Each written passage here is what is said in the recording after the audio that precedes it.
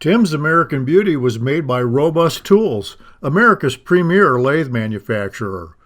Quality hardened tool rests and live centers too. Robust. Built to turn wood. Enjoyed for a lifetime. Thompson Lathe Tools. Welcome to a new level of professional wood turning tools. Made by a wood turner for wood turners.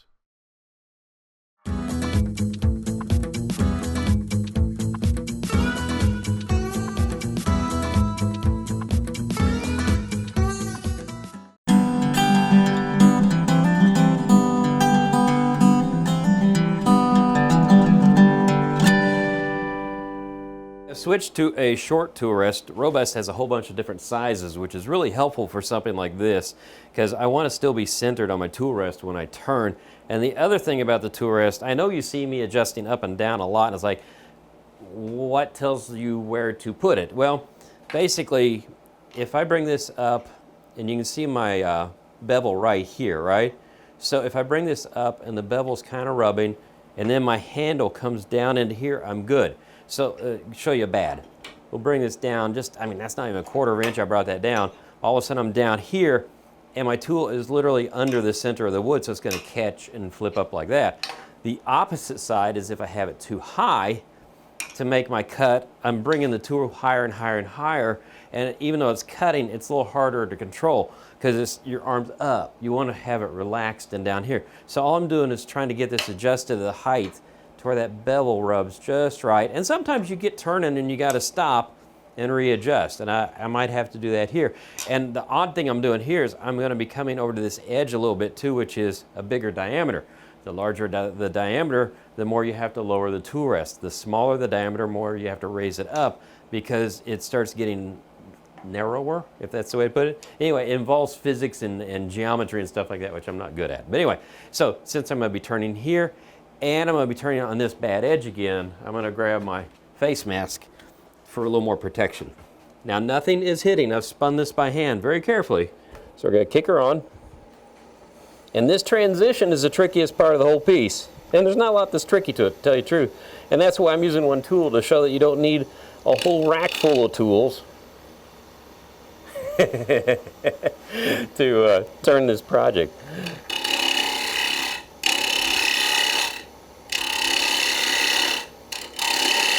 So I'm just using my body again to move across. The only difference is I'm not resting my finger up against the tool rest because I've got this at an angle. So I've got to kind of do, oops, don't touch the tool to the wood without the tool on the tool rest.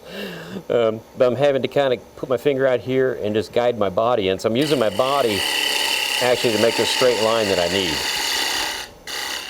And you want to just take it a little bit at a time. You don't want to take out big chunks of wood. Because I was going to say, if it's going to get vibration, it's going to start happening now. And oftentimes vibration will happen because you're pushing too hard into the wood too. You're rubbing the bevel too hard. So, and you're taking too much wood. So if you take a lighter cut, you can get rid of that vibration sound.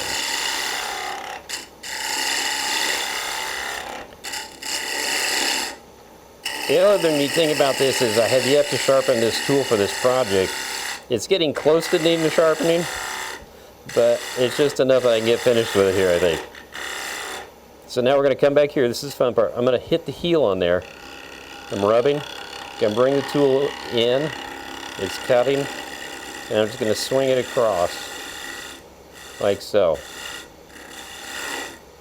And then I want to taper this down a little bit into that. I'm kind of squatting down here because I'm trying to see around my camera. I put it in the wrong place. Let's stop it and take a look at it and see what our transition looks like. Okay, the main thing I'm after is, see, I still have that little lump of wood there because this is a little off center. So I'm going to take it down even further to where I can get rid of that. That way this will look symmetrical going into the handle, or into the spatula part. So come back here again. We'll come back and start making that cut one more time. Go in a little deeper, sweep the tool, and then come back here and blend all that in. And actually, the more delicate you can make the nick on this, the prettier it looks. And teak is really, really strong, so you're not really weakening the structure at all. Now, if there's a little bit of that bandsaw mark left on there, we can sand it away when we start doing the spatula sanding. There we go. That's pretty good. I like that. Now we're ready to sand. I've got my mask on. I don't know if you can hear it, but we have our dust collection system running. You always want to protect your lungs when you're turning. By the way, this is Abranet, and this is a Velcro backing sheet. It's really cool. Abranet is this see-through mesh-like stuff. They use it in automotive a lot, but it allows dust to go through. It doesn't clog, and so it has a Velcro backing too, so they mate together, and it's really nice because the Velcro meshing still leaves a gap in there, so the dust still flies out. And you have something on the back of this so when you're holding it, you don't get your hands hot. I'm starting with 80 grit right now because I had too much caffeine this morning and my cuts were not as good as I wanted them. So, oops, let me lower that down a bit. Now, I always say lower it down when you're sanding because too much heat will clog up any sandpaper because the wood gets hot and it starts to burnish the wood, which is like rubbing on it rather than sanding it. But when you're using a spindle, you still have to keep the speed pretty high because the feet per second is slower. So this little thing in the circle is turning like this. Now if I was to take my hand on the outside and try to keep up with it, this would be going, the bigger things go faster as this turns, right? So that's got more feet per second there. This has fewer feet per second here, so I have to have my speed up so I can get enough speed to sand. Now I'm using my fingers under here just as a bridge. I'm not putting pressure on here. I'm putting a little pressure up, but not much.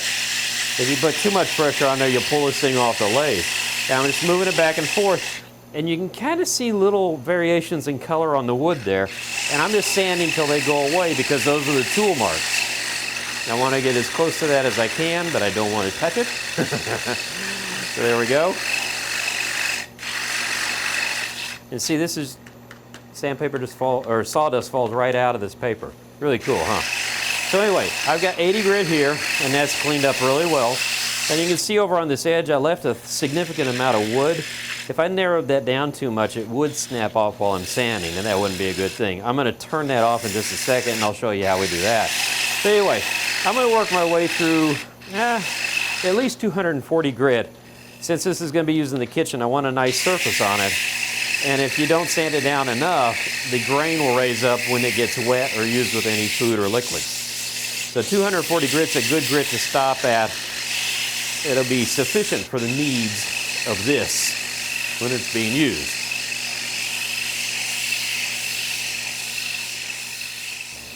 Now I'm ready to part this off.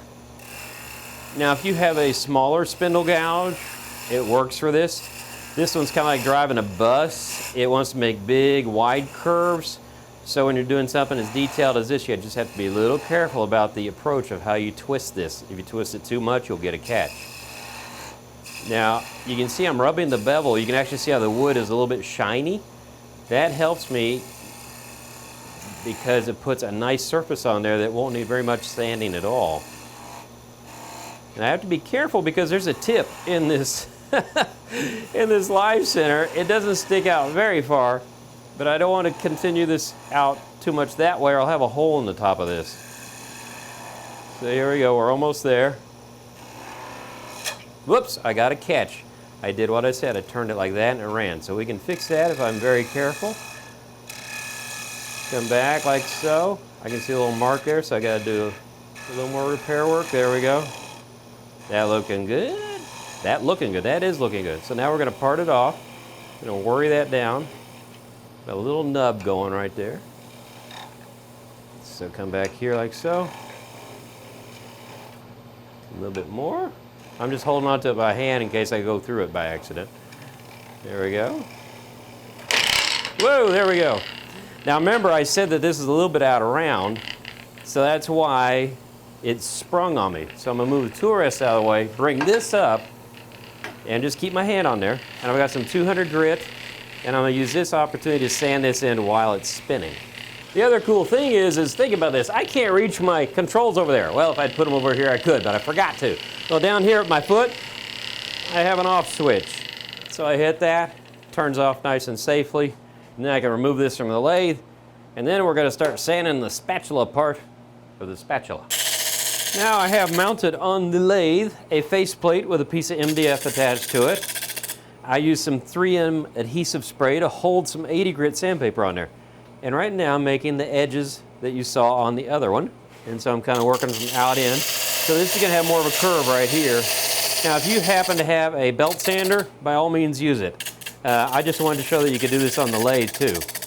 And I didn't want to go get my belt sander out of storage. So wider radius, smaller radius. Now, check this out. The handle's not centered, is it? That happens. All I have to do now is just sand down this side a little bit more to where it matches that side, and we're good to go. So you just bring it up here, ride it on there. This is why a belt sander works better, because this is round and it's trying to take me in a circle. A belt sander runs straight, so it goes in one direction. But you can still work with this. It's not impossible. And I'm using 80 grit right now, and then because that's held with some adhesive, I can just pull that grit off and work my way up to 240 when I'm done. You can already see the handle starting to get more centered like that. So I'll work on this a little bit, maybe touch up a little bit here with some hand sanding to clean that, and then we put a finish on this.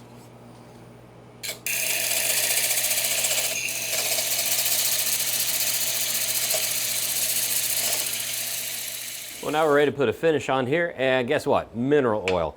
Easy to buy, you can find it at any store, and you can see it's about time I got a new bottle. This one's been around a long time.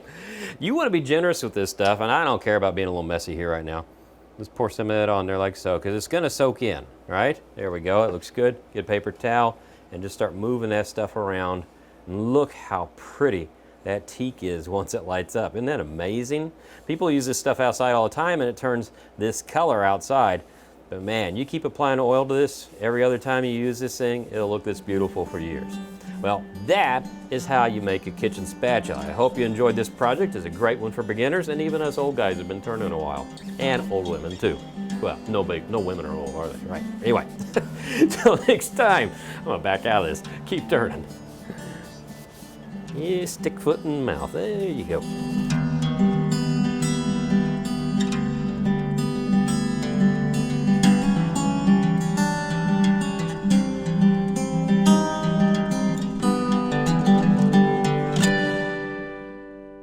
Tim's American Beauty was made by Robust Tools, America's premier lathe manufacturer. Quality hardened tool rests and live centers too. Robust. Built to turn wood. Enjoyed for a lifetime. Thompson Lathe Tools. Welcome to a new level of professional wood turning tools. Made by a wood turner for wood turners.